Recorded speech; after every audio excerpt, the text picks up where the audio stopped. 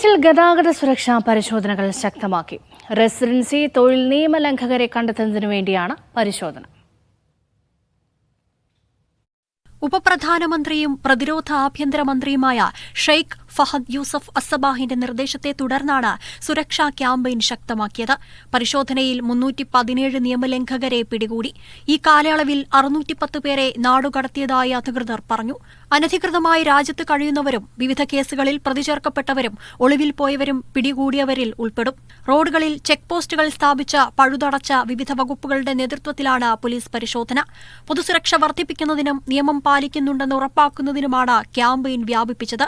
അനധികൃതമായി രാജ്യത്ത് തങ്ങുന്നവർക്കെതിരെ കർശന നടപടിയെടുക്കാനാണ് ആഭ്യന്തര മന്ത്രാലയത്തിന്റെ തീരുമാനം. പരിശോധനയിൽ പിടിയിലാകുന്ന അനധികൃത താമസക്കാരെ നിയമ നടപടികൾ പൂർത്തിയാക്കി രാജ്യത്ത് നിന്ന് നാടുകടത്തും. ഇത്തരത്തിൽ നാട്ടിലേക്ക് അയക്കുന്നവർക്ക് പിന്നീട് കുവൈത്തിൽ പ്രവേശിക്കാനാകില്ല. നിയമലംഘകർക്ക് അഭയം നൽകുന്നവർക്കെതിരെയും നിയമ നടപടികൾ സ്വീകരിക്കും. രാജ്യത്തെ എല്ലാ ഗവർണറേറ്റുകളിലും വരും ദിവസങ്ങളിലും സുരക്ഷാ ക്യാമ്പയിനുകൾ ശക്തമാക്കുമെന്നാണ് സൂചനകൾ. Media 1 Kuwait.